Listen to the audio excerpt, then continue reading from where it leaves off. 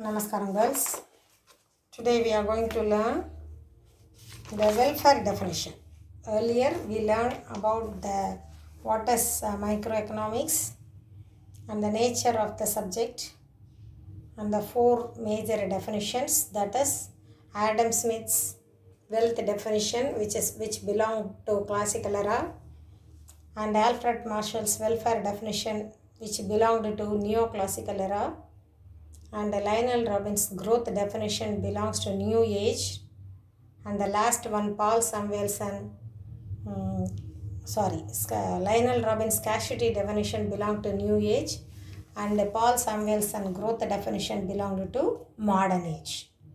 In the earlier class, we have learned Adam Smith's wealth definition, isn't it? In his book 1776, he published a book, The Wealth of Nation. In that book, he defines that wealth is all. Economics is a science of wealth. So he emphasized only on material wealth. And I already taught you that his definition was criticized because he concentrated only on the material wealth, not on human welfare.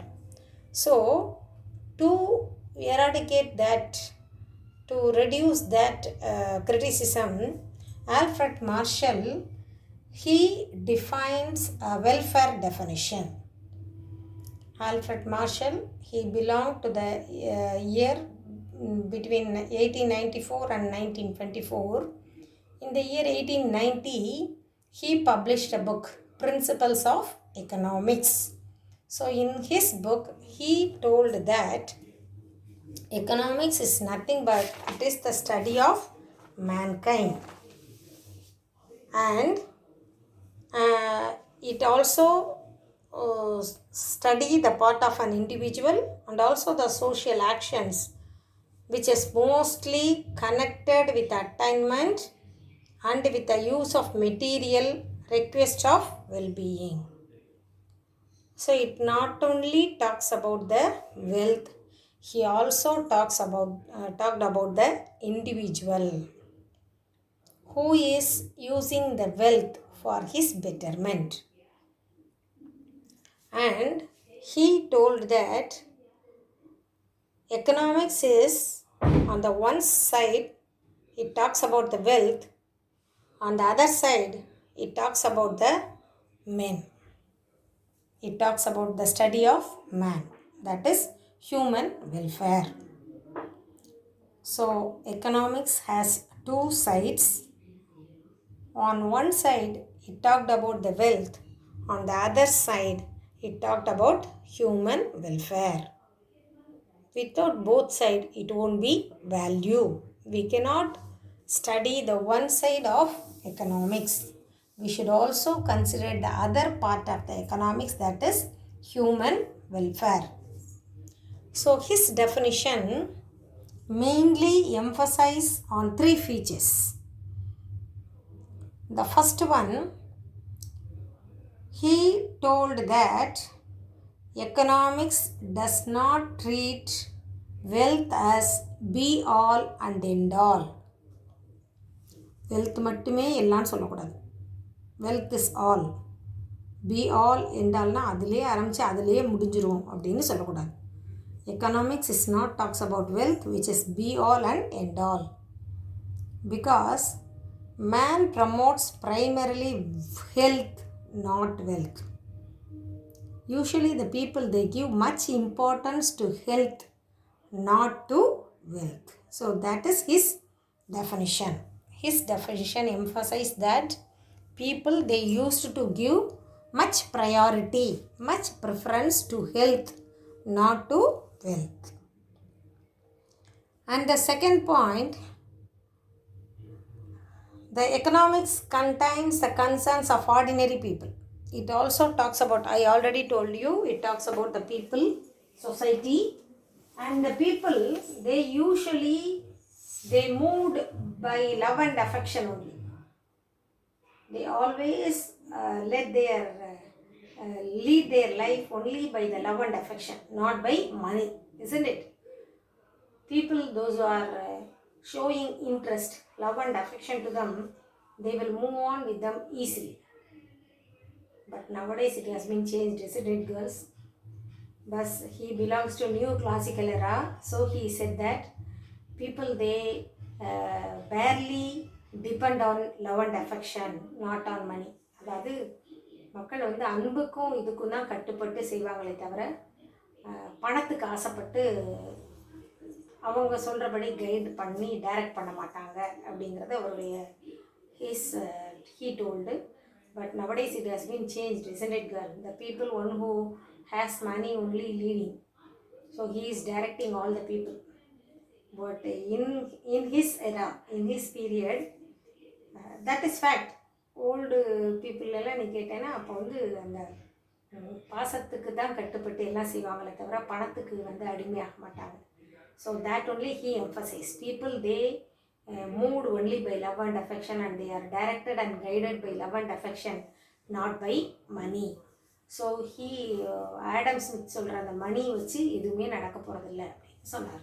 And the third point, he emphasized that it is a social science. Economics is a social science, and it studies about the society, about the people who had an influence on one another. Isn't it? The people, we all depend on one another. We can't live individually. Isn't it, girls? So he told that economics is a social science. Here the people are influenced by one another. So it is need to study about the human welfare and the human requirement, human mind and other things. So the study about the mankind is very, very important. Who said this? Alfred Marshall. Which what is his definition? Welfare definition. So he emphasized only on the human welfare, not on material, that is money. And his definition also criticized.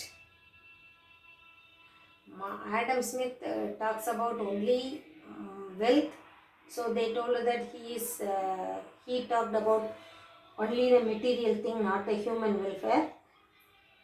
Marshall talks about the human welfare. His definitions also criticized by many economists. We can see what are the criticism they told.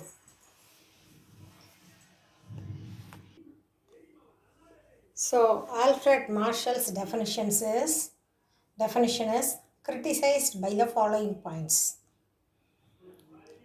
Marshall talks about the human welfare, but he does not give much importance to the service given by doctors, teachers and other people. He talks about the human welfare. At the same time, he ignores the service of doctors, teachers and others whose services are invaluable. Isn't it? So he ignores the services, and they are only promoting the person's welfare, isn't it? They plays a vital role for the human welfare. Doctors, nurses and teachers, they plays a vital role in the human welfare. So their services are ignored in Marshall's definition. And the second one, Marshall's wage theory ignores the money given for the immaterial services. So இந்த மாதிரி services பண்ணுறவங்களுக்கு கொடுக்குற பணத்தை பற்றியோ அவங்க செய்யக்கூடிய சர்வீஸத்தை பற்றியோ இந்த wage theory, in his theory, wage theory, it does not talks. So he ignores, he does not consider. And his definition is based on the concept of welfare, but it is not clearly defined. He criticized that wealth is not everything. Welfare is very, very important. Though he said welfare is important, he did not explain the definition in a clear-cut manner, because the welfare differ from person to person, country to country, isn't it? What is the meaning for welfare? Welfare means the standard of living of the people and others. It may be differs, isn't it? It won't be same to all the individual of a country. It may differ from person to person, and it also differ from country to country. For example, liquor drinking. It is not good for human welfare, isn't it? But at the same time, it earns money. It has a price. It brings wealth. Past 2 or 3 days before the lockdown, we heard in the news, isn't it? Crore and crore amount of liquors sold out. Though it is harmful to the human, it is sold by even by the political parties, government, because it has a price, it earns money. So here the human welfare was ignored. So in this situation, he does not explain this.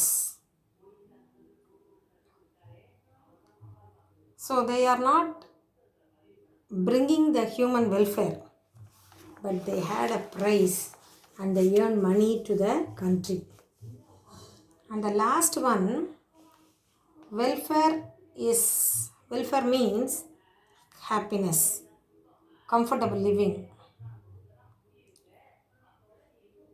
But the welfare of the individual or a nation is depend upon not only the wealth of a person, the money had by the people, but it is also depend on the political, social and the cultural activities, isn't it?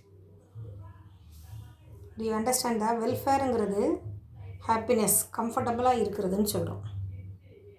இப்போ நம்ம ஊரில் நம்ம நிறைய பணம் வச்சுருக்குறோம், I am living happily அப்படின்னு சொல்லலாமா? முடியாது. Automatically the enemy of you will make a call to the income tax department. இல்லை உங்ககிட்ட பணம் இருக்குன்னு தெரிஞ்ச பொலிட்டிக்கல் இன்ஃப்ளூயன்ஸ் இருக்கும். So you cannot lead a happy life with the money. வெறும் வெல்த்தை வச்சோ வெல்ஃபேரை வச்சோ மணி மட்டுமே நம்மளால் we cannot lead a happy life. We are welfare அப்படின்னு சொல்ல முடியாது, because it is also depend upon the political and the social and cultural activities. So his welfare definition, Alfred Marshall's welfare definition also had some limitations, some demerits. His definitions are emphasized on 3 points, but his definition was criticized by 4 points, isn't it?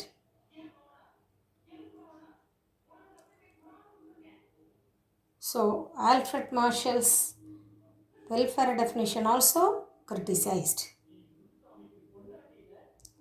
So Alfred Marshall, between the year 1894 to 1924 and in the year 1890, Principles of Economics, he published a book. In his book, he told that wealth and the human welfare are the both side of economics, and he gave 3 important points to emphasize his definition. Though he considered the human welfare is very important, his definition also criticized, because he did not consider the service of the people, and his definition is not given a clear-cut explanation, because according to him, welfare differs from person to person and country to country. And welfare means happiness and the state of comfortable living, but it is not merely depend upon money and wealth. It is also depend upon political, social and cultural activities. So Alfred Marshall's welfare definition also criticized. And the next one is Lionel Robinson's scarcity definition. That we will see in the next video.